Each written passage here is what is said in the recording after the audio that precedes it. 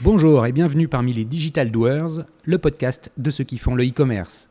Aujourd'hui, je suis ravi car nous recevons une figure emblématique de notre écosystème, Hervé Bloch, le fondateur d'un événement bien connu de tous, les Big Boss.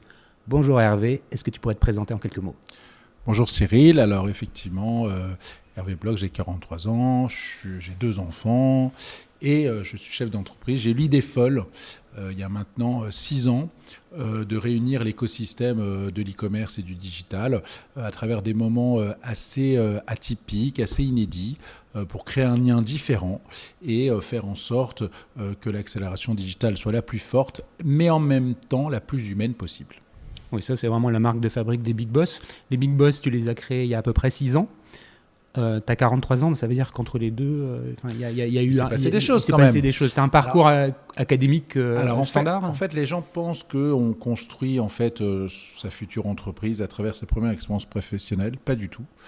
Moi, mes parents se sont rencontrés au Club Méditerranée et j'ai vécu toute mon enfance, mon adolescence, ma jeunesse au Club Méditerranée. Et en fait, je dis bien Club Méditerranée et pas Club Med, parce que vraiment celui qu'on a connu il y a 20 ans, il y a 30 ans. Et tout ça, ça m'a inspiré. Et en fait, moi, j'impulse un esprit Club Méditerranée dans mes événements. En fait, je crée un climat Club Med avec un contexte professionnel. D'ailleurs, depuis 2-3 ans, on fait maintenant l'hiver au Club Med. Club Med, ouais. On a fait Val Thorens, là on va partir sur Arc Panorama, qui est un tout nouveau village 4-5 Trident.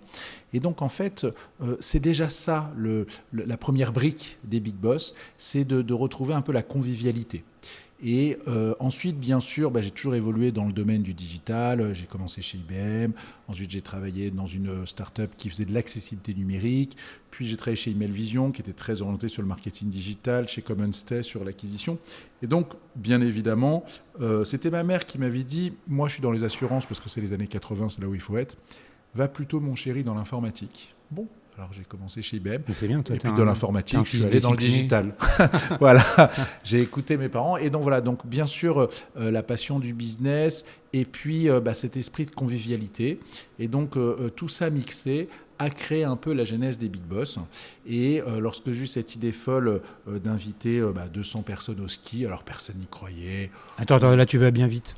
Je rembobine un peu. Je sais que tu as été en Suisse, tu es revenu de Suisse. Tout à fait. Et je crois que la Suisse a été un peu un révélateur aussi dans la constitution de ce qu'est un réseau, rencontrer les gens, non ? C'est vrai. En fait, j'étais directeur commercial chez Email Vision, qui n'existe plus aujourd'hui, mais qui était un grand acteur de l'email marketing. Et puis, j'attendais sagement d'être country manager en France. Et tout d'un coup, enfin, je suis nommé country manager suisse.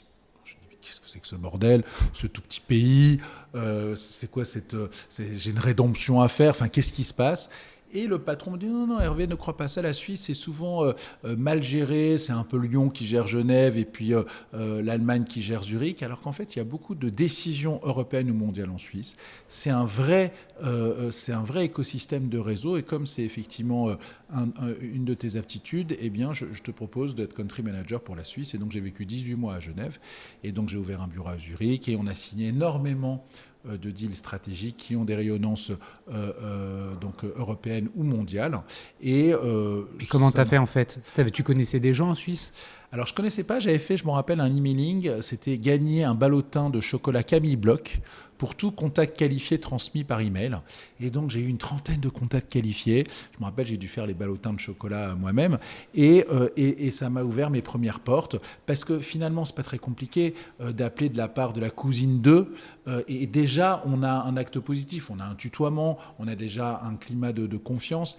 Et donc, j'ai lancé comme ça les premières approches. Et d'ailleurs, à la fin, tous les 3 mois, j'organisais un événement networking web, donc à Genève, et à l'hôtel Kempinski à Genève. Et ce qui est marrant, c'est que c'était le petit Français finalement qui animait la communauté suisse.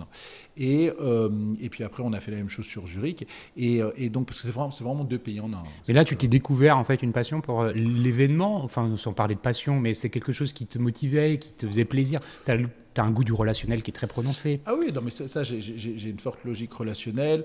L'événementiel, finalement, c'était des afterworks simples, hein, ouais. Mais sélectionner des gens pour qu'ils soient pertinents entre eux, d'échanger, c'est une grande efficacité commerciale. Et donc, en fait, de fil en aiguille. En fait, l'événementiel, c'est pas mon métier. Hein. Moi, mon métier, c'est la mise en relation business. Ouais. Alors certes, je fais des événements, parce que quand on sort les gens de leur contexte, on était il y a encore quelques semaines 650 en Grèce, on a fret 3 avions, on privatise un resort 5 étoiles avec 82 piscines. Donc des piscines privées pour les têtes d'affiche, etc. Donc typiquement, on sort les gens de leur univers quotidien, de leur zone de confort, et donc là, ils se lâchent, ils ouvrent leur chakra, ils sont à l'écoute. Mais alors, comment elle t'est venue cette idée? Quel a été l'élément déclencheur de la mise en œuvre de ce que sont les Big Boss aujourd'hui? Comment Alors, c'est quoi je lisais, il y a une page dans Challenge où il y a un peu des petites anecdotes.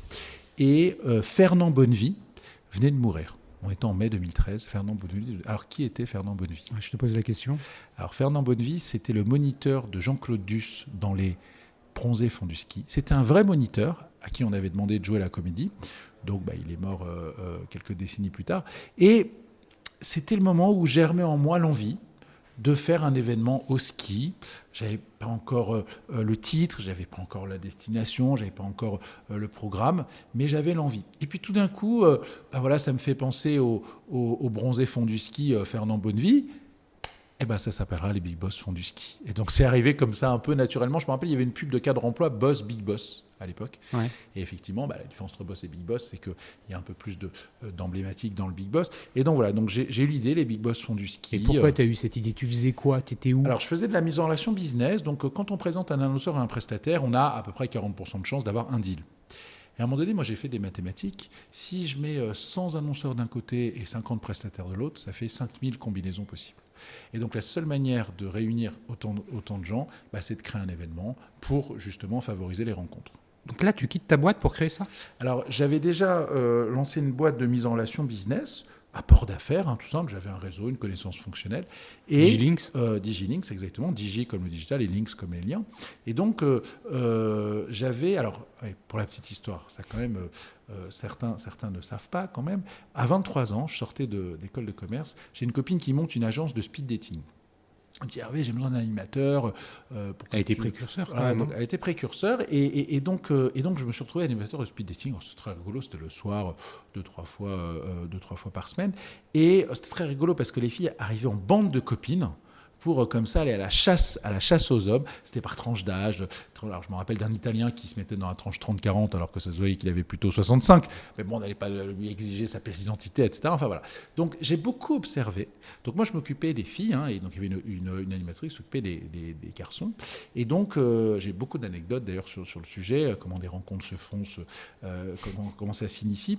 Mais en tout cas, la rencontre amoureuse et la rencontre business, c'est le même cerveau qui fonctionne.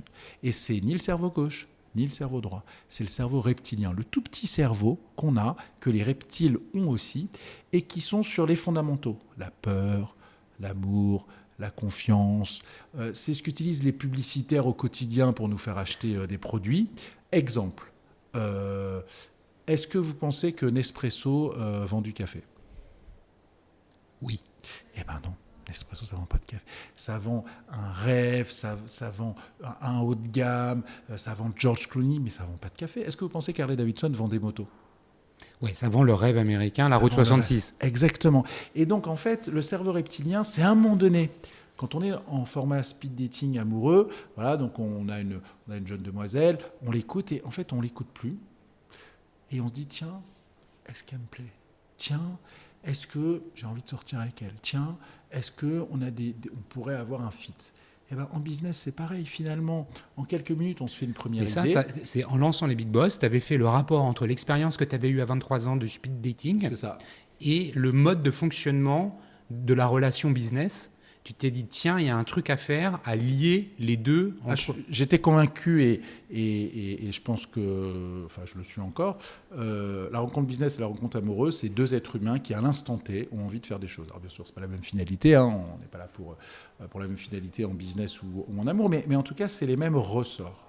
Et donc, lorsque j'ai créé Digilinks, j'organisais des petits speed dating dans Paris. Je me rappelle un bar à champagne à côté dans le quartier des Ternes. Je me rappelle d'un bar au Halles. Et donc, c'était sympathique. C'était 10 annonceurs du prestataire qui se voyaient au hasard. Quand j'ai fait les Big Boss font du ski, les gens, ils ont fait du ski. que c'était le titre de l'événement. Et puis, donc en fait, tu as voulu passer d'une dimension à une autre avec quelques dizaines de personnes dans un bar à Champagne dans Paris à 150, je ne sais pas combien, au ski. En fait, au ski, ils ont skié. Mais les gens m'ont dit, Hervé, il faut que tu fasses l'été, il faut que tu fasses Ibiza. Je dis, ok, je fais l'été. Mais surtout pas Ibiza. Parce qu'Ibiza, vous allez partir dans tous les sens, je ne vais jamais vous revoir. Le principe d'un événement... Attends, tu vas venir sur après. Reviens sur cette première édition. Donc là, comment tu recrutes ces 150 personnes? C'est les gens que je connaissais déjà, les big boss que je connaissais déjà depuis des années. J'avais un format d'interview, j'en avais interviewé plus de 200 à l'époque. Et puis les prestataires, je les connaissais. Moi-même, j'ai été prestataire pendant des années. Donc c'était un écosystème que j'avais. Ces gens-là me connaissaient depuis 5 ans, 10 ans, 15 ans pour certains. Et donc, ils se sont dit, tiens, voilà, on est invité, pourquoi pas. Les prestataires, il y avait une rémunération qui était hybride avec une petite partie fixe qui gérait mon risque et puis une partie variable. Donc, finalement, le risque était très faible pour eux. Et donc, ça s'est lancé. Et ça s'est lancé en 3-4 mois. Sur l'organisation, tu vas m'en parler. Le business model, c'est quoi? Parce que là, tu as commencé à l'évoquer. Est-ce que tu peux juste le dire un peu plus? C'était un sponsor qui payait un petit fixe, qui me finançait une partie... Donc un sponsor, c'est un prestataire de service. Un prestataire qui a besoin de vendre ses solutions, ses offres, ses services à un annonceur. Donc les annonceurs, que j'appelle les big boss, sont invités. Ils sont invités à dépenser leur budget, en fait. Et puis, les prestataires payent pour pouvoir créer un lien d'intimité, d'amitié, un lien relationnel avec des gens qui n'arrivent plus à démarcher par ailleurs parce que les gens répondent plus par email, par téléphone, etc. Et donc, en fait... ce format se lance, fonctionne, il faisait super beau. Mais là, tu m'as parlé du fixe, il y a une partie variable. Et une partie variable qui était justement sur les deals qui allaient être signés. Donc finalement, le risque, c'est moi qui le prenais. Parce qu'on parlait de quelques milliers d'euros de fixe, ce qui me finançait, moi, les acomptes vers les hôtels, etc. Et finalement, moi, j'allais gagner ou non ma vie sur les deals qui allaient se signer après l'événement. Ce business model, il a évolué ou il est toujours le même aujourd'hui? Alors, il a évolué parce que quand c'était 50 prestataires, un événement dans l'année, c'était tout à fait jouable. Les fois suivantes, on a beaucoup accéléré et puis l'événement a pris de l'ampleur. Et puis à un moment donné, la prise de risque, elle est grande pour moi parce que moi, mon métier avec mes équipes aujourd'hui, c'est de faire en sorte qu'un prestataire et un annonceur qui ont des choses à se dire se parlent. Que ça signe ou que ça signe pas, c'est plus de mon ressort et je ne peux plus agir. Donc finalement, entre guillemets, j'ai une obligation de moyens de faire en sorte que les gens se rendent compte, mais je ne peux pas être sur l'obligation de résultat. Donc ça devenait trop dangereux d'attendre que des deals se fassent ou ne se fassent pas. Donc avec l'ampleur du format, j'ai tout simplement proposé aux prestataires de payer plus cher leur participation en fixe et qui signent 10 000, 100 000, 1 million, 10 millions, qui ne payent pas de variable. D'accord. Donc là, on revient en arrière. C'est la première édition, on a compris le business model. Tu as 150 personnes, c'est-à-dire quoi, 100 annonceurs et 50 sponsors. Mais maintenant, il faut que tu y ailles au ski. Il faut que tu organises le truc. Tu l'avais jamais fait, ça? Tout à fait, jamais. C'est ça l'entrepreneur. Hein. Bien sûr. À un moment donné, je faisais une soirée Place Vendôme avec Jacques-Antoine Grandjean, qui est toujours le patron de vente privée. J'avais interviewé donc à peu près 200 têtes d'affiche de l'e-commerce. Et donc, je faisais une soirée un peu de fin de saison. Et j'avais demandé à Jacques-Antoine, qui était un peu l'invité phare, parce que il est très bon public, il est très charismatique, etc. Puis il adore ça. Et donc, je lui ai demandé d'être l'invité d'honneur. Et lui, ça lui faisait plaisir de pouvoir prendre la parole, parce que finalement, pour Jacques-Antoine Grandjean, les autres e-commerçants sont potentiellement ses clients. Et ils vont finir tous par déstocker chez lui. Donc finalement, pour lui, c'était une opération de RP. Puis pour moi, c'était une belle tête d'affiche.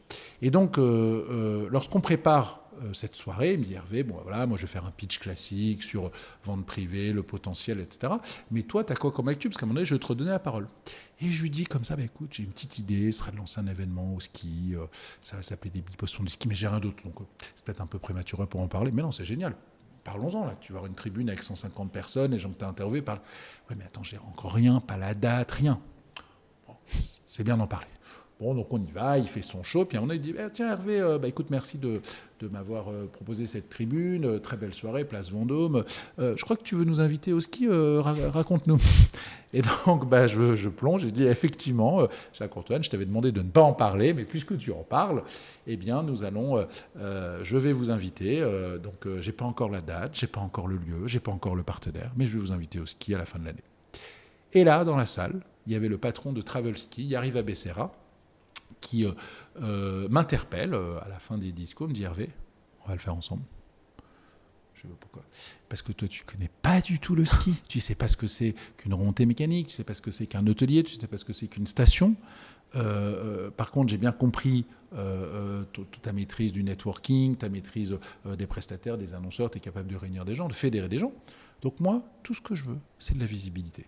Parce que moi, je suis le premier e-commerçant du ski en France, mais ça ne se sait pas. Ça se sait dans le monde du tourisme, mais ça ne se sait pas dans le monde de l'e-commerce. Donc le deal, c'est que je te montre cet événement, clé en main. Et donc bien sûr, c'est toi qui vas prendre les risques financiers, etc. Mais c'est moi qui opère comme un tour opérateur. Et en échange, par exemple, tu me mets président de ton jury, tu me donnes la parole à la conférence de presse. Enfin bref, moi, je veux de la lumière et toi, tu veux de l'organisation. J'ai dit deal. Et donc, je me rappelle, un mois après, il me dit Hervé, je t'ai trouvé un hôtel. Alors attention, c'est 150 chambres. Donc, si au final, tu n'es que 100 personnes, tu payes les 150 parce qu'il ouvre pour nous. Bien sûr. On était 182. Donc, au-delà de ces chambres, on a dû trouver des petits studios pour le staff, etc., pour faire en sorte d'accueillir tout le monde. Donc là, tu as besoin... Bon, j'ai assisté à des événements, je sais comment ils sont organisés.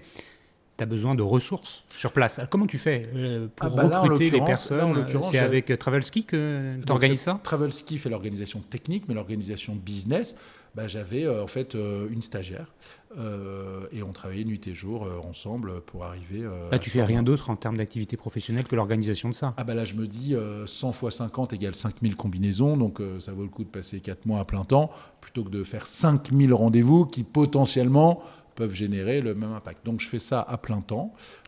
Donc là, tu es en train d'introduire la notion du speed dating, version Big Boss. Donc l'idée, c'est quoi? Comment ça s'organise? Dès la première année? Alors, au premier opus, non, parce que les gens skiaient.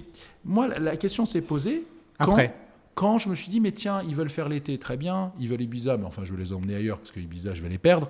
Je vais les emmener aux Canaries, Fuerteventura. Donc là, la première année, tu as réussi à faire payer des sponsors pour inviter des e-commerçants à se marrer pendant 2 jours. C'est ça.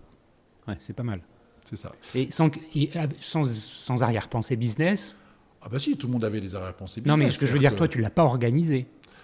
Non, il n'y avait pas d'organisation structurelle. Il y avait une plénière où les gens se parodiaient en vidéo, très bien. Mais effectivement, on était à la genèse, on n'avait pas encore la structuration business telle qu'on l'a aujourd'hui. Et donc, quand les big boss me disaient « Hervé, c'est génial, on ne va pas attendre 1 an. On va faire l'été et on te propose Ibiza. » Je fais « Ok, on fait l'été, mais pas Ibiza. » On se retrouve aux Canaries. Mais là, tu l'organises avec qui, cet événement? Parce que Travelski ne pouvait pas m'aider. Oui. Et donc, c'est toujours des rencontres. Je me rappelle, il y avait Pierre et Vacances qui était présent. Il me dit, Hervé, nous, on lance un truc à Fuerteventura, un resort. Est-ce que tu veux faire? Bon. Donc, je rencontre les personnes de Pierre et Vacances. Sauf que le resort de Fuerteventura était à 1 kilomètre de la mer. Alors, je me dis, c'est un peu con d'aller aussi loin pour être à 1 kilomètre de la mer. Mais l'organisateur technique de Pierre et Vacances, qui s'appelle Au Voyage, me dit, mais tu sais, moi je travaille avec Pierre et Vacances, mais je te sens motivé par la destination, mais pas par le resort. Si tu veux, je peux te présenter d'autres resorts qu'on a, nous, dans notre portefeuille, et qui pourraient fonctionner. Comme Pierre et Vacances, avec eux, cette offre-là me proposait, je dis, ok, on y va. On commence à faire un repérage, on se retrouve comme ça aux Canaries. T'es avec qui? Ta stagiaire? Avec ma stagiaire, ouais, et effectivement... Oui, Antonia Savé. Et donc, sa fille a été ma babysitter ensuite. Et donc, en fait, on se retrouve comme ça en train de brainstormer dans le lieu en disant, ok, l'hiver, c'était sympa, ils ont skié, mais qu'est-ce qu'on leur fait faire l'été? Ouais. Et là, j'ai Ali Ben Sliman, le directeur commercial de Voyage, qui est mon interlocuteur depuis sur toutes les éditions estivales, qui me dit, mais Hervé, fais-les bosser tes gars, là. Quand même, c'est un événement business pendant 3 jours, enferme-les 3 heures en pleine journée et fais-les bosser. Je fais, des conférences, ça va saouler tout le monde. Et là, je me dis, mais en fait, moi, les speed dating, ça me plaisait bien, les petits speed dating que j'avais vécu il y a 20 ans dans les speed dating amoureux et que j'avais testé comme ça un peu à Paris. Je dis, voilà, ça y est, je vais faire un speed dating géant. Et là, je commence à construire l'approche. Je me dis, quelle priorité? Est-ce que je vais le faire sur un Excel? Est-ce que je vais le faire? Voilà, donc c'est là où on a éprouvé un peu toutes les difficultés. Et puis, on a lancé le truc et c'est là que tout a démarré. Parce qu'en fait, quand un big boss dit « je veux rencontrer une solution qui fait des marketplaces ». Donc ça, tu l'as qualifié avant le départ. Ouais. Le principe des datings, c'est qu'ils font en amont un peu comme si en dating amoureux, on présentait déjà les fiches des candidats. On dit tiens, est-ce que tu la trouves mignonne, est-ce que tu le trouves sympa. Donc il y a déjà en fait en amont le big boss. Et tu avais le même volume d'invités? Oui, on était pareil. Il y avait un avion. Un avion, c'est 189 sièges. Donc, on était 189. C'était à peu près, peut-être à 10 personnes près. Et là tu as dû affréter un avion. Ouais. Donc, là aussi, prise de risque maximum. Mais là, je me suis dit. Là, tu l'as fait tout seul, là, ou on t'a accompagné? Comment on fait? C'est le tour opérateur qui a opéré pour moi. Mais par contre, c'était encore une fois mes dépenses. Et là, je me suis dit, s'il faut que j'attende 6 mois que les deals se fassent, alors que moi, l'affréteur, il me demande de lui payer son avion 6 mois avant. J'aurais un problème de cash flow. Et donc déjà, dès la deuxième édition, j'ai commencé à aborder les prestataires, les nouveaux en tout cas, sur une logique de prix fixe. Voilà. Et puis même certains gros, ça les dérangeait d'avoir un pourcentage de com sur les deals qui allaient être signés, parce que concrètement, qu'est-ce qu'un deal signé? Est-ce que c'est quelqu'un qui est initié au Big Boss? Est-ce que c'est quelqu'un que tu as déjà rencontré avant? Donc, ça pouvait être compliqué. Ouais. Il y avait une logique de confiance, tracking, une logique de suivi. Truc, ouais. Donc globalement, finalement, j'ai de plus en plus de prestataires qui payaient un prix fixe. Et puis, quelques prestataires historiques qui tenaient absolument à rester en variable. Notamment, deux à l'époque, c'était Exact Target, qui avait signé un deal de 800 000 euros avec Célio. Wow. Sur lequel il y avait une rémunération de 10%, donc 80 000 euros. Je me rappelle de BetClick aussi, qui avait signé un très gros deal. Et donc, dès le premier opus, l'événement a été rentable parce que justement, il y a ces gros deals qui ont financé en fait les opérations. Donc là, tu pars pour cette édition d'été, la première, avec la mise en place du speed dating. Le speed dating, concrètement, il dure combien de temps? Alors, ça durait à l'époque 3 heures. C'est 20 sessions de 7 minutes. Avec une pause au milieu. Et donc, alors il y avait quelques petites erreurs à l'époque, par exemple. Tu avais déjà le gong, le fameux gong. Il était plus petit, j'en ai acheté un plus gros. Au fur et à mesure, finalement, l'évolution de ma société peut se résumer à la taille des gongs que j'ai pu avoir. J'en avais un tout petit au début. Pour ceux qui ne connaissent pas le gong, c'est-à-dire qu'à la fin de la session de 7 minutes, Hervé tape dans un gong pour dire qu'il faut changer de place et aller à son rendez-vous et je pourrais suivant. très bien prendre un sumo. D'ailleurs, j'avais regardé un jour, mais les sumos en France, ils ne sont pas gros comme on les voit au Japon. Donc, je voulais un sumo gros comme ça. Et finalement, c'est qu'encore moi qui tape dans le gong, alors que aujourd'hui, j'ai 25 collaborateurs, on fait 37 événements. Et en fait, je tape dans le gong parce que c'est important de garder le rythme. Et si c'est une petite main qui tape dans le gong, le prestataire qui est bien dans son échange avec le big boss, il n'a pas envie de lâcher. Du coup, il reste encore 1 minute, 2 minutes. Et du coup, ça casse complètement le rythme. Non, puis on a envie que ce soit Hervé qui tape dans le gong. Voilà, donc mon métier, ça va être de faire en sorte que de moins en moins ce soit Hervé, parce qu'il faut aussi désincarner ces activités. Non, mais typiquement, le gong est vraiment symptomatique de l'activité. Et mes confrères qui font des congrès et ils font des rendez-vous d'une demi-heure, ils ne comprennent pas ce concept des 7 minutes. Et en fait, 7 minutes, c'est suffisant pour se faire un premier avis. Qu'est-ce qui se passe en 7 minutes? En 7 minutes, déjà, il faut un effort de synthèse très important et de la part du big boss pour expliquer ses besoins et de la part du prestataire pour voir si ça match. Et en 7 minutes, tu te fais une première idée. C'est comme des candidats. Moi, je recrute beaucoup. J'ai 25 personnes aujourd'hui. En fait, en 15 secondes, je sais si j'ai envie de ce candidat. Alors bien sûr, si j'aime pas, j'essaie de me persuader de l'inverse.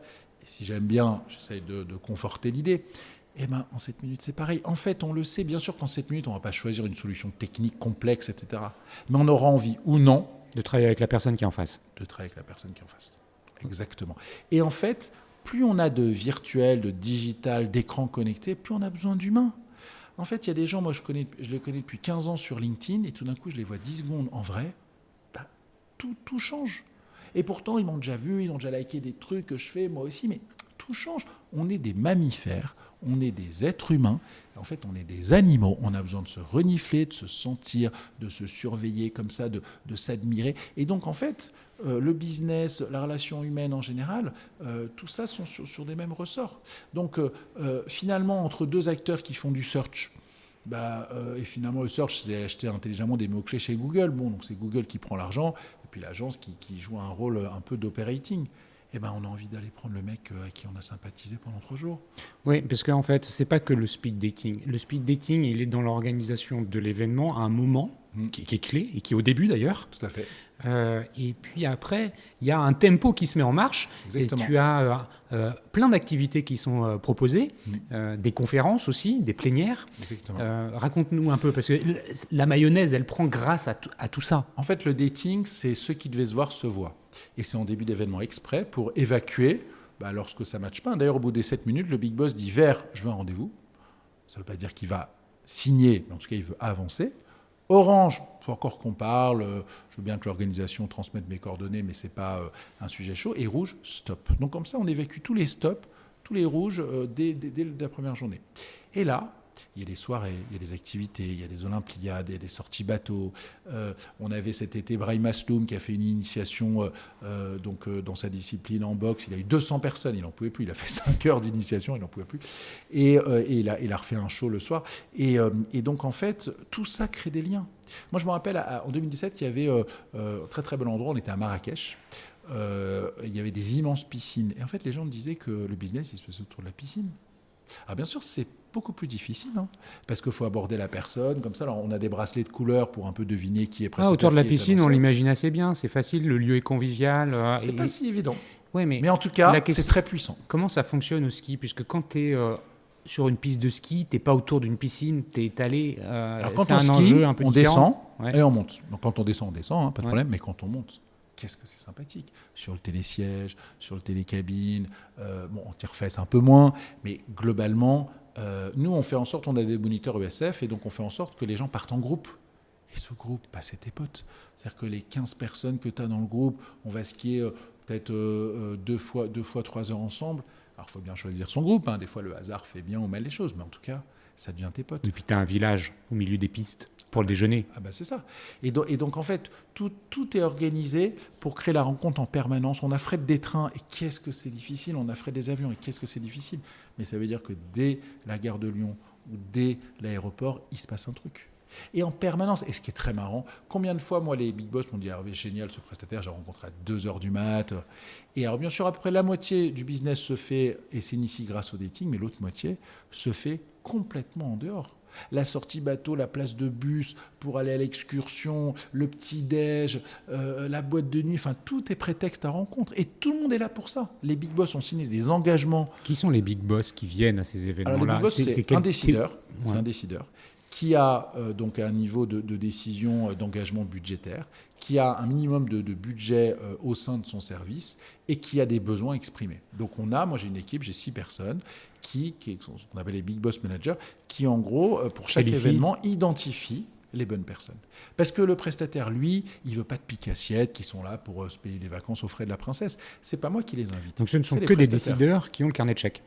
Alors en tout cas, ils n'ont pas tout le carnet de chèques avec tous les montants, mais il faut qu'ils nous aient exprimé des besoins, il faut qu'ils nous aient montré une preuve d'une capacité à engager. Nous, on va regarder sur LinkedIn, on va vérifier. Alors bien sûr, pour une première fois, il faut montrer patte blanche et on ne sait pas encore ce qui va se passer. Par contre, quand un big boss revient, pas de bras, pas de chocolat, on vérifie les signatures. Donc les big boss, c'est à la fois les annonceurs et les sponsors? Non, les big boss, c'est vraiment les annonceurs, donc les donneurs d'ordre. Et alors bien sûr, le format s'appelle les big boss, mais la population des big boss, ce sont les donneurs d'ordre. Et donc en fait, quand ils veulent revenir à un format, ils frappent à la porte, ils s'inscrivent au prochain format, on leur dit « t'as signé avec qui ?» On va vérifier. Et en vérifiant en fait les signatures, on s'assure que le big boss a bien joué le jeu et donc peut légitimement revenir. C'est comme une famille, les big boss, mais il y a des codes. Il faut venir le dimanche au gigot, habillé. En fait, ceux qui ne respectent pas cette famille, ils ont rien à y faire. Ceux qui finalement viennent 1 fois, 2 fois, 3 fois, 4 fois et ne signent rien avec personne, donc déjà ça ne peut pas arriver chez nous parce qu'on vérifie avant, mais moi je connais beaucoup de gens qui ne sont plus en poste, mais qui naviguent comme ça dans les événements de mes confrères, mais c'est pas possible. C'est-à-dire que soit mes confrères n'ont pas fait leur travail de sélection, soit eux ont triché, menti, dupé. Et aujourd'hui, tu as une communauté de big boss. Tous ne viennent pas à tous les événements. Oui. Ça doit rouler. La communauté au global, c'est combien de personnes? Aujourd'hui, j'ai 5000 big boss différents qui ont fait l'événement depuis le début. D'accord. Et je veux la moitié de nouveaux à chaque édition. C'est pour ça qu'on va vérifier si les anciens jouent le jeu pour qu'ils puissent revenir. Et puis, on va sans cesse chercher des nouveaux. Alors, ce qui nous aide, c'est le mercato. parce que quand je dis un nouveau, lorsque une personne était chez Laser Coffee Linguet et qu'elle se retrouve chez Interflora, eh bien en fait Cyril Kittel connaît le format, mais il arrive avec des nouveaux sujets, des nouveaux budgets, et donc typiquement je le considère comme nouveau. Donc le mercato joue beaucoup à la nouveauté, et puis mes équipes vont chasser toujours plus loin. On fait des dîners toute l'année justement par thématique, sport, fooding, immobilier, et donc c'est en allant chercher les bons big boss par secteur qu'on se crée un vivier pour les 2 événements majeurs que sont Summer Winter aujourd'hui, et qui donc tractent maintenant entre 600 et 700 personnes. Donc à un événement, il y a 600 personnes.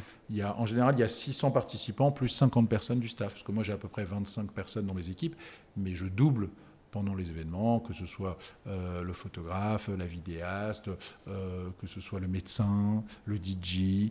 Voilà. Donc on a tout un tas d'équipes qui régulièrement font les événements avec nous, et ce qu'on appelle équipe étendue.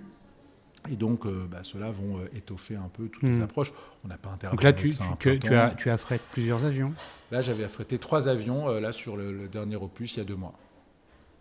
3 avions. Waouh. C'est pas beaucoup, mal. Hein. Merci déjà pour nous avoir présenté les Big Boss. Ces Big Boss, c'est du coup, pour toi, ces événements, une opportunité formidable d'être aux avant-postes de ce qui se passe dans le e-commerce. Pour parler d'abord d'une première population, celle vraiment des Big Boss, c'est-à-dire des e-commerçants. Qu'est-ce que tu as pu voir en termes d'évolution? Ça fait 6 ans, quelque chose comme ça aujourd'hui. Donc 6 ans à l'échelle du e-commerce, c'est déjà long. Probablement, tu as dû voir des évolutions. Comment ça se passe? Qu'est-ce que tu vois de différent entre les premières éditions et celles d'aujourd'hui? Alors déjà, il y avait une opposition entre les e-commerçants et les retailers. C'était la guerre. Il y avait les méchants pure players qui allaient piquer des parts de marché aux retailers, et puis les retailers qui n'arrivaient pas à sortir leur site e-commerce. Aujourd'hui, ce n'est plus du tout le cas. Tout le monde fusionne avec tout le monde. Monoprix rachète Sarenza, Spartoo rachète André. Donc on voit bien que tout ça fédère. D'ailleurs, les marques où les retailers ont besoin d'avoir la notoriété de marques nouvelles, donc elles peuvent faire des opérations communes. On a aussi des pure players qui se retrouvent dans les centres commerciaux, notamment à Noël ou autre, pour faire un peu de la propagande à Noël, parce que quand même beaucoup font encore beaucoup de chiffre d'affaires pendant les fêtes de fin d'année. Donc en fait, déjà, c'est plus une opposition. C'est peut-être une coopétition. Ils sont à la fois coopérants et en compétition, mais en tout cas, ils doivent agir ensemble.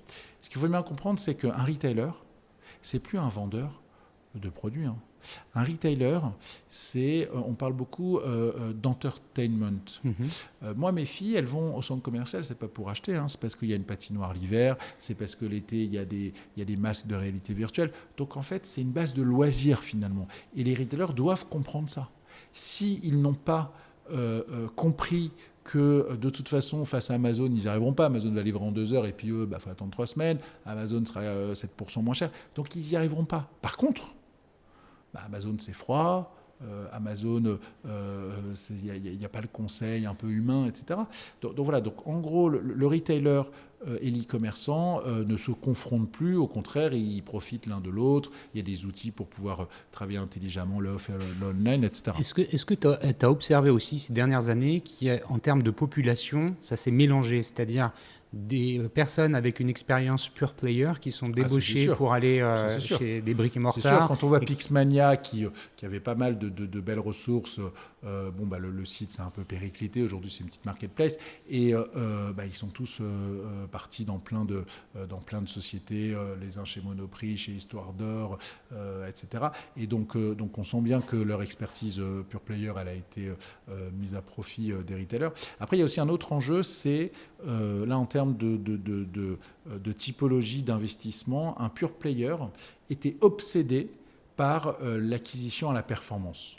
Puisqu'en fait, ils voyaient que les retailers, ils n'avaient pas le choix, ils faisaient de la pub télé, ou ils faisaient des affichages, c'est des coûts élevés et fixes. Donc, nous, c'est génial, grâce à Google, maintenant, on peut acheter au clic, on peut même acheter à la performance avec l'affiliation. Donc, c'était des obsédés de la performance.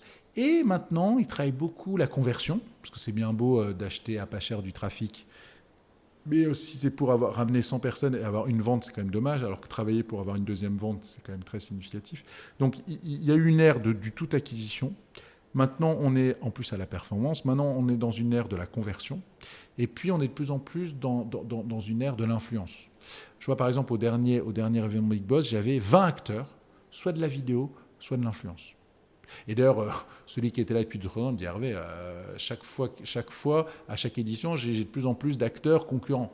Je dis, mais c'est une tendance. C'est-à-dire que, voilà, avant, donc là, tu parles des prestats qui offrent ouais. des services. Avant qu'on développe plus cette partie-là, donc sur les e-commerçants, tu vois une forme d'uniformisation des besoins, que ce soit des retailers ou des pure players, des DNVB, etc.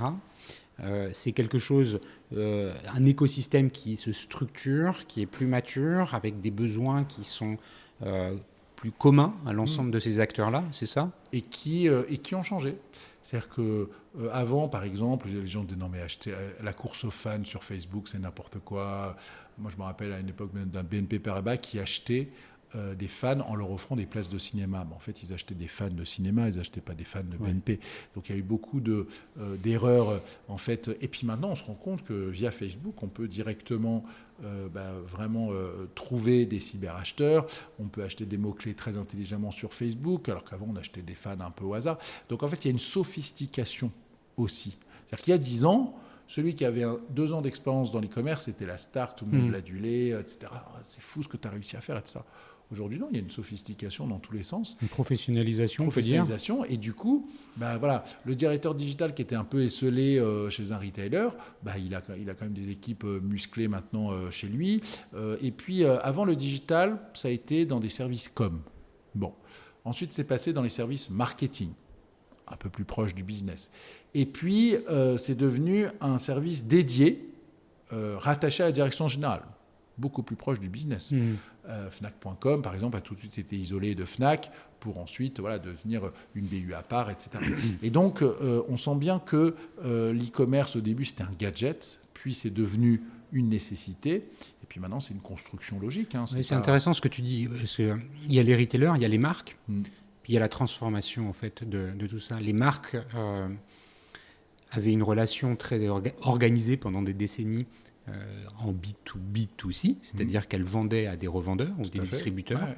Aujourd'hui, il y a une évolution qu'on voit, et je pense que tu vas le confirmer, où elles sont directes vers les consommateurs, le D2C. Ça transforme beaucoup de choses. Tu l'as observé ça en termes de culture c'est la data, c'est-à-dire qu'en fait, à une époque, on faisait de la pub et puis ensuite les gens allaient dans un supermarché. Aujourd'hui, toutes les marques veulent détenir la data, veulent détenir sa base clientèle, veulent communiquer directement sur la base clientèle, plutôt que de se laisser comme ça acheter en mode grossiste, en mode négociation des key accounts auprès des acteurs de la grande distribution, et puis espérer que ce soit au bon linéaire. Et, parce qu'en plus, on voit aussi les marques distributeurs. Enfin, aujourd'hui, si on ne fait pas garde, on peut avoir un caddie rempli de marques distributeurs. Alors, quand on est une marque et qu'on ne peut pas... il y a quelques expériences, Evian ou autres qui vendent des bouteilles d'eau en ligne, mais bon, quand on regarde le chiffre d'affaires d'Evian en ligne, c'est les femmes enceintes, c'est des séminaires, enfin c'est rien, c'est pas significatif par rapport aux tonnes de litres d'eau vendues dans tous les supermarchés.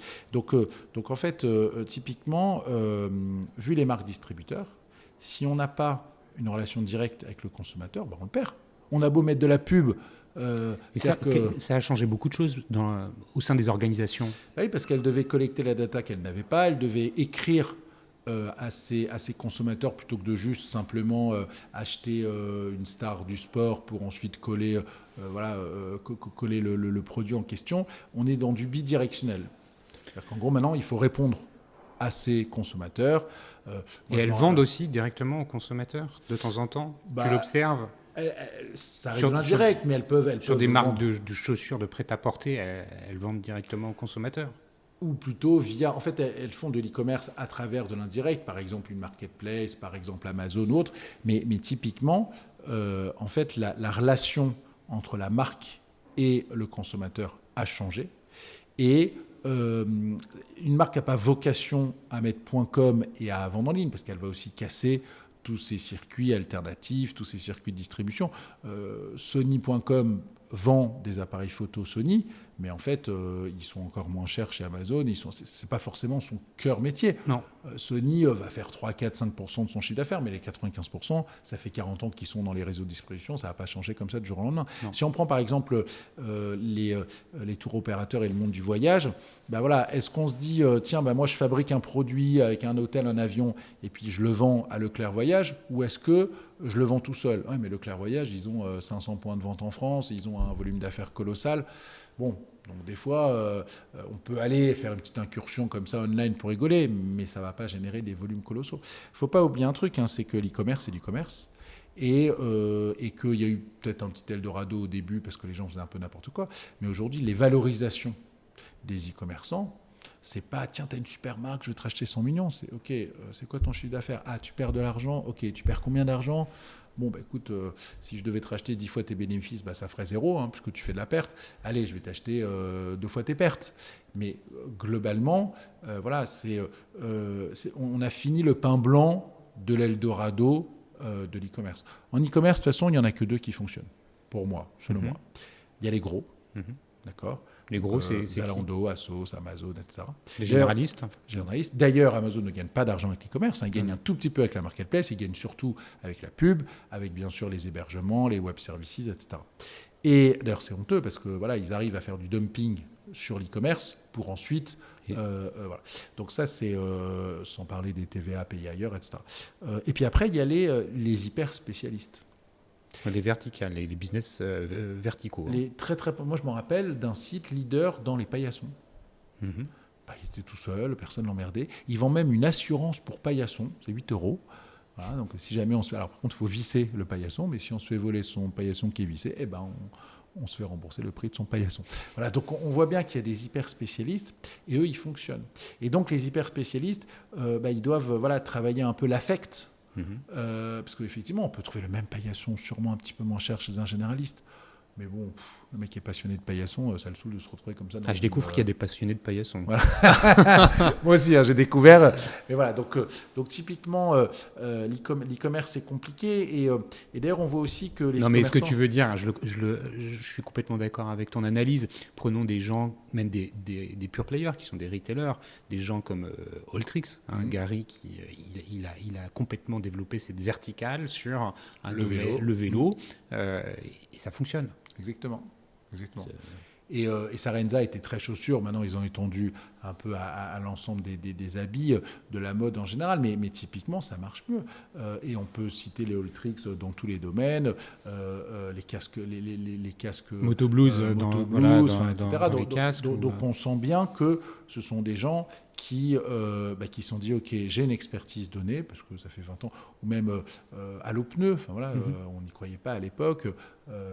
Didier Blaise, ça faisait déjà 20 ans qu'il avait des points de vente autour du pneu. Donc, il savait où acheter les pneus, il savait comment les distribuer. Et d'ailleurs, vente privée, Jacques-Antoine Grandjean, il n'est pas né avec vente privée.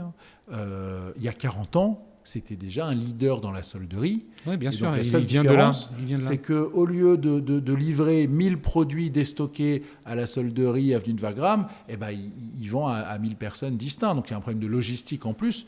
Mais sinon, le métier d'acheteur, il l'avait déjà avant même la création du Minitel ou de l'Internet. Ça me fait penser à l'histoire d'Olivier Lefebvre avec Store Discount. Ouais. Il a commencé en vendant avec un réseau de VRP, des stores partout en France, bien concret, du business classique il y a 30 ans. Puis dans les années 2000, il a fait ce qu'on appelle pour le coup un vrai pivot. Il a lâché son réseau de revendeurs et il est devenu pure player, fabriquer lui-même, acheter des usines en Pologne et vendre avec un configurateur de store. Exactement. Voilà. Et aujourd'hui, il vient de revendre Store Discount, le leader mondial du store. C'est ça, ouais, tout à fait. Et Olivier, en plus, il ne paye pas de mine comme ça, on ne dirait pas et tout, mais il fait son bout de chemin. Et il a été spécialiste. En plus, discount, ça appelle tout de suite un intérêt. Et donc, en fait, l'avantage des pure players, c'est qu'il n'y a plus de mainmise honteuse d'une société, parce qu'il y a toujours son petit pure player en face qui va l'agacer. Par exemple, avant, pour acheter du matériel pour une piscine, il y avait 5 boutiques en France, etc. On payait tous 4 fois le prix. Bon, maintenant, il y a plein de pure players. Donc finalement, pour le consommateur, c'est bien tout ça. Mhm. Pour les acteurs eux-mêmes, c'est pas si évident, mais pour le consommateur, c'est plutôt bien. Mhm. Et côté des sponsors, des prestats, comment les choses ont évolué sur les 6 dernières années? Est-ce que ce sont les mêmes? Est-ce que les offres sont les mêmes? Ou est-ce que tu as vu aussi une forme de professionnalisation dans la façon dont les services étaient proposés et puis les services eux-mêmes, en fait? Alors, il y a un principe de remonter la chaîne de valeur. Je prends par exemple Franck Carasso, on en parlait, qui crée Advisor, dédié à SEA. À un moment donné, il se dit, bon, le SEA c'est sympa, c'est un peu le cœur du réacteur, mais on peut aussi faire du retargeting, on peut aussi faire finalement du référencement naturel, on peut aussi faire de l'affiliation. Et donc chacun va remonter la chaîne de valeur de l'odeur. C'est très marrant parce que au tout début, je donnais un peu, pas forcément des exclusivités, mais des préemptions aux uns aux autres en disant, écoute, ok, allez, tu es sur ce marché-là, je ne vais pas trop solliciter tes concurrents, comme ça tu es un peu Avec seul Franck, sur ton tu as été territoire. très sympa, parce que Franck, tu j'ai été les as très sympa. vraiment aidés à se lancer Franck, et il à fait. t'en est très reconnaissant. Tout à fait, ils ont décollé au Big Boss. Après, ils sont bons, hein, Oui, bien sûr. Ils ont été aux bons endroits, mais ils ont réussi à convertir tout ça. Et donc, en fait, les gens commencent par une spécialité et remontent la chaîne de valeur. Et du coup, ils se font plus concurrence entre eux. Avant, j'avais un acteur search naturel et un acteur search payant. Maintenant, les deux font ce que faisaient l'un et l'autre. Donc, typiquement, remonter la chaîne de valeur. Deuxième approche, c'est qu'ils sont obligés de sans cesse évoluer parce que tout évolue. Ça évolue tellement vite. Donc, en fait, je déjeunais hier avec un acteur en SEO, il me dit, tu sais, mais moi, tous les 3 mois, je fais des cycles de formation à mes équipes parce que quand bien même on fait du référencement naturel, il faut qu'on pige l'écosystème global de nos clients et du coup, il faut qu'on vulgarise et on a beau être sur un domaine, il faut quand même qu'on maîtrise l'ensemble. Et donc, ce qui est très intéressant, nous, au Big Boss, c'est qu'on a de la smart data qui est hyper intéressante. On a les marques d'intérêt, on a les claims qui fonctionnent le mieux, donc les sujets d'intérêt des Big Boss. On a les Big Boss qui votent pour les différents rendez-vous qu'ils ont, donc on a les prestataires qui défendent le mieux finalement leur offre. Et puis enfin, on a les signatures. Donc on sait exactement à l'instant T quels sont les sujets du moment, quels sont les prestataires qui savent piloter et exécuter. Et donc là, tu as vu que ça a changé entre la première année et aujourd'hui. Ah oui. Aujourd'hui, c'est quoi on est passé à un ère acquisition. Ça, c'était au tout début, on va dire entre 2012 et 2014. Ensuite, on a fait la conversion.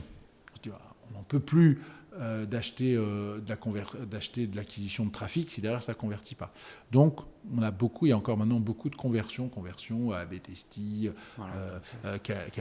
Caméléon, enfin tous ces acteurs, Content Square, tous ces acteurs qui travaillent, et même Onet, solution de financement 3 fois sans frais, c'est de la conversion. Parce que quand madame se retrouve avec sa paire d'escarpins à 800 € et qu'elle gagne le SMIC, elle ne peut pas l'acheter. Si on lui propose un 4 fois sans frais, elle peut déjà un peu imaginer, même si c'est un peu dangereux pour elle, mais elle peut quand même se l'imaginer.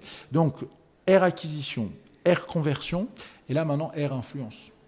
Les vidéos, les réseaux sociaux, la nano-influence. La nano-influence, c'est finalement pousser un individu lorsqu'il vient de commander d'en parler non pas à la terre entière, parce que lui-même n'est pas connecté à la terre entière, mais juste à son écosystème.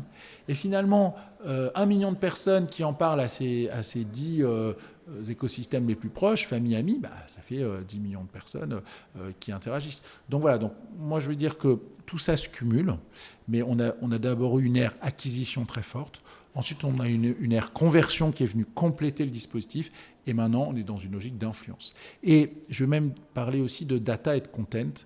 C'est-à-dire que de plus en plus, on a vu la data. Et du coup, de plus en plus, on voit le content. Parce que la data, c'est froid. Et le content, c'est chaud. Et donc, c'est plus data contre content. C'est data et content. Si on arrive à avoir plein de data pour identifier qui est ce consommateur, mais qu'en plus, on lui envoie la newsletter que tout le monde reçoit, on a perdu. Donc c'est vraiment le mix content. Et moi je vois des acteurs comme You Love Words qui cartonnent au Big Boss, qui font du contenu, et puis des gens qui sont 100% data et qui vont comprendre comment interagir avec cette data, quelle est l'utilité, quelle est la fraîcheur, quelle est la pertinence de cette data. Donc globalement, R acquisition un peu bête et méchant, acquisition plus conversion, plus influence, et puis mix entre data et content.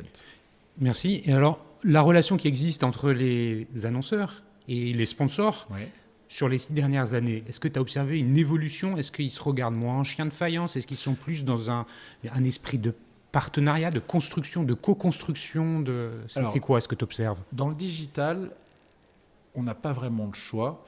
quand on est un donneur d'ordre, si on fait les mauvais choix de prestataire, on perd. Moi, je me rappelle d'un DG qui un jour avait félicité son directeur marketing adjoint, il l'avait d'ailleurs promu directeur marketing. Il lui dit, écoute, tu nous as fait avancer, tu as eu un bon choix dans la DMP, on a fait une super DMP, on a travaillé la monétisation de nos bases, on a travaillé en fait des chantiers qui sont complexes et c'est grâce au choix que tu as fait, en l'occurrence qu'il avait rencontré au Big Boss. Et donc en fait, c'était le Big Boss qui m'a raconté ça et qui me disait que finalement, on a l'impression que le prestataire a besoin du Big Boss, mais le Big Boss a besoin du prestataire, du bon prestataire. Moi, j'ai à l'inverse des prestataires, des Big Boss qui se sont fait virer parce qu'ils ont choisi les mauvais prestataires. Et donc en fait, on n'est pas dans une relation un peu à la grande distribution. Bah tiens, toi, je vais t'écrouler tes marges parce que je suis plus gros que toi. Donc je veux faire 80% de marge et puis toi, tu te démerdes avec tes 20% juste pour à peine payer tes ouvriers. Enfin, on n'est pas dans cette logique-là. On est dans une logique où de toute façon, le Big Boss qui fait les mauvais choix tombe. Donc, et en plus, le Big Boss qui se fait mal accompagner ou qui se fait accompagner par un prestataire qui est sûr de lui et qui se remet jamais en question, il tombe aussi. Donc la relation, elle est quand même, c'est pas client-fournisseur bête et méchant. On est plus dans du win-win, dans du partenariat. Et effectivement, les Big Boss ont façonné ça. D'ailleurs, les Big Boss, ça plaît pas à tout le monde. C'est-à-dire qu'il y a des Big Boss, donc il y a des annonceurs. Se retrouver comme ça, en maillot de bain, en chaussures de ski, ça les dérange. C'est pas dans leur ADN. Et puis, il y a des prestataires, pareil. Eux, ils veulent être très conventionnels, voilà, avoir un rendez-vous physique, avec une tenue vestimentaire classique. Ils n'y arrivent pas. C'est dommage, parce que c'est plus puissant, mais ils n'y arrivent pas. Un jour, j'ai un prestataire, il me dit, Hervé, ouais, bon, j'ai fait 2 de tes événements, j'ai rien signé. Je vais arrêter là. Et je lui dis, mais je comprends pas, parce que tes 4 concurrents frontaux, ils upgradent leur contrat, ils sont très contents, etc. Ils signent. Et toi, tu ne signes pas. Donc, je ne vais pas lui dire remettre en question. Mais en fait, la moralité, c'est que par contre, lui, il n'est pas sympathique du tout. Il fait la gueule tout le temps. On lui dit qu'il a 20 rendez-vous dans son planning. Finalement, à un no-show, il passe à 19, il fait la gueule. Bah, mais c'est pas de ma faute s'il y a un Big Boss, son fils est malade, son père vient de mourir. Quelle que soit la raison. Voilà, quelle que soit la raison. Et donc, voilà, c'est un peu une philosophie dans la vie. Moi, c'est ce que j'essaie d'inculquer à mes enfants. Alors, Cyril, j'espère que toi aussi, tu inculques ça à tes enfants. C'est le verre à moitié plein et le verre à moitié vide. Mmh. Et donc, en toutes circonstances, on a en permanence le choix de prendre le verre à moitié plein, donc l'optimisme, la remise en question positive, ou le verre à moitié vide, l'envie. Voilà. Et donc, moi, j'apprends ça à mes enfants en permanence. D'ailleurs, pour une de mes filles, j'ai plutôt réussi. Pour l'autre, je me bats tous les jours. Et donc, voilà, le prestataire qui voit toujours le verre à moitié vide, il sera toujours en déconvenu, etc. Et pareil, le Big Boss qui fait ses mauvais choix, qui ressent pas un peu d'intimité et d'humanité. En fait, la baseline des Big Boss, c'est business as it should be. C'est très provocateur. Hein. Le business tel qu'il devrait être. Qui nous sommes, nous, pour dire ça. Et en fait, alors ça vient d'un slogan du Club Med, on ne se refait pas, hein. Ça s'appelait Life as it should be, et ça voulait dire le bonheur si je veux. Donc c'était un slogan il y a une vingtaine d'années. Moi, je l'ai migré dans l'univers business, et en fait, le business tel qu'il devrait être, c'est que plus on a d'écrans connectés, plus on a besoin de se regarder droit dans les yeux, de s'apprécier, et bien sûr de travailler, de parler business, mais de manière humaine. Non mais Hervé, il y a un truc dont tu peux être certain, c'est que effectivement, le côté humain est la marque de fabrique des Big Boss. Il y a cette relation qui existe nulle part ailleurs. Voilà. Et c'est vrai que ça contribue à resserrer les liens dans l'ensemble des personnes qui composent cet écosystème. Et ça, je pense que c'est quelque chose que tu as réussi. Il n'y a pas de doute et c'est partagé par tout le monde. En tout cas, merci pour tous ces échanges. C'est quoi la suite des Big Boss ? Comment tu fais évoluer les Big Boss en 2019, 2020 ? Alors, on a 3 enjeux. La diversification, donc on l'a entamé il y a maintenant 9 mois, on a organisé des événements RH, finance, achat, communication, marketing, IT, data, expérience client. Donc on va de plus en plus loin. Mmh. Et parce que finalement, la digitalisation, elle n'est pas que pour les fonctions du digital. Un DRH doit se digitaliser, un DAF doit se digitaliser. Donc diversification. Le deuxième enjeu, c'est la désincarnation. Alors c'est fou, hein. Quand on crée une boîte, on doit l'incarner, puis quand elle se développe, on doit se désincarner. Donc, c'est recruter un DG, c'est réfléchir à faire en sorte qu'on n'ait plus besoin de moi, donc de faire monter les équipes. Donc tu t'effaces un petit peu ? Voilà, donc pour l'instant, je fais le premier gong et puis c'est mes équipes qui font les gongs suivants. Non, mais typiquement, les Big Boss étaient très liés à Hervé Bloch, de moins en moins. Et le but du jeu, c'est qu'elle ne le soit plus du tout. Donc c'est un vrai enjeu. Et puis bien sûr, un enjeu évident et naturel, c'est l'internationalisation. D'accord. Parce que y a des choses qui se font en Europe, ou en Amérique du Nord, et nous, on a quand même une patte très particulière, et on pense qu'on peut aller disrupter dans d'autres pays ce qu'on sait faire. T'en as déjà en tête ? Oui. Ouais. Ok. On prépare tout ça. On le fait doucement. On préfère d'abord se diversifier en France, parce que faire un événement RH en France où on a déjà une notoriété, c'est plus facile que faire un événement digital en Pologne ou en Allemagne, où en gros, qui on est. Voilà. Donc on va le faire doucement, par opportunité. Et donc voilà, travailler ces 3 enjeux pour aller chercher 15, 20, 30 ou 50 millions d'euros de chiffre d'affaires. Très bien. Merci pour ça. Avant qu'on se quitte, on a bientôt 1 heure d'enregistrement. 2 petites questions. Enfin, une qui est, en fait, je crois, d'actualité, et qui est une actualité qui n'est pas conjoncturelle, mais bien structurelle, qui va rester là pour longtemps. C'est la relation qui doit exister ou qui devrait exister, le rapport qu'il y a entre e-commerce et transition écologique. C'est un sujet qui commence à éclore et qui en interpelle beaucoup. Est-ce que toi, c'est une thématique autour de laquelle tu commences à structurer une réflexion ? Alors moi, j'ai un prestataire cet été, je vais le citer, c'est Quanta, Guillaume Thibault, qui m'a sensibilisé au sujet. Il voulait d'ailleurs utiliser la Big Boss Family comme caisse de résonance, donc je lui ai dit avec plaisir. Et il me disait que finalement, taper des mots-clés sur Google, ça brûle autant de forêt que d'imprimer des livres. Alors j'étais assez surpris. Et effectivement, Google pèse 15% de l'électricité mondiale. Donc finalement, à chaque occurrence, c'est des millions de serveurs qui travaillent et donc qui chauffent, et donc de l'électricité, etc.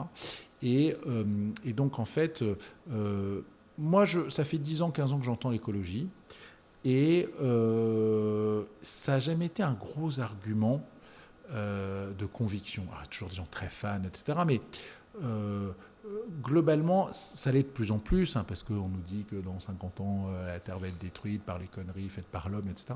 Donc, oui, l'e-commerce et la transition écologique, ça a du sens, mais en même temps, pour se faire livrer un paquet, il y a bien quand même quelqu'un avec un camion polluant qui est venu nous le livrer en bas de chez nous.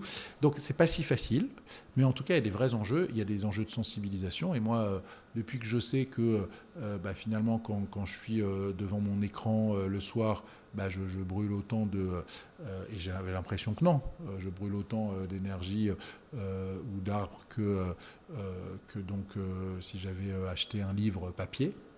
En tout cas, ça m'a interpellé. Mes enfants sont très sensibilisés à ces sujets.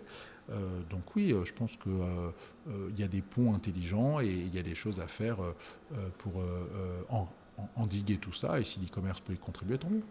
Merci pour cette contribution à la réflexion. Avant le mot de la fin, on peut te suivre comment ? LinkedIn, Twitter, Facebook, c'est quoi Alors moi, je suis très LinkedIn parce que je considère que c'est tangible, parce qu'on a validé les gens sur Twitter, n'importe qui, voilà. Donc, en même temps, je dis ça, mais moi, j'ai 30 000 personnes sur LinkedIn et c'est bloqué à 30 000, donc je suis obligé de nettoyer au fur et à mesure. Est-ce que je vais te nettoyer, Cyril ? Non, je te connais bien quand même, je ne vais pas te nettoyer, mais il faut que je travaille, parce que c'est vraiment des gens que je connais, alors que je connais depuis longtemps. Bien sûr, le 29 millième, je le connais moins que le 200e, mais typiquement, j'ai du mal à supprimer. Donc, en tout cas, LinkedIn est la porte la plus logique. Et puis voilà, et puis bien sûr, de venir nous voir dans nos événements. Si vous êtes un prestataire et que vous avez envie d'avoir une relation privilégiée avec des futurs clients, c'est l'endroit idéal. Et si vous êtes un donneur d'ordre et que vous avez envie de prendre le pouls de la transformation digitale, c'est pertinent de passer 1, 2 ou 3 jours sur nos événements. Un immense merci Hervé pour cet échange. Merci. Qui, j'en suis sûr, va passionner l'ensemble de nos auditeurs. Merci à vous tous qui écoutez les Digital Doers. Si ce podcast vous a plu, n'hésitez pas à le noter 5 étoiles sur Apple Podcast. C'est comme ça qu'il émerge de la plateforme. Et puis partagez le lien autour de vous, c'est important car c'est grâce à ça que les gens découvrent les Digital Doers. Merci à vous tous et n'hésitez pas à laisser des commentaires ou à m'envoyer des messages sur le site Les Digital Doers. Merci, au revoir.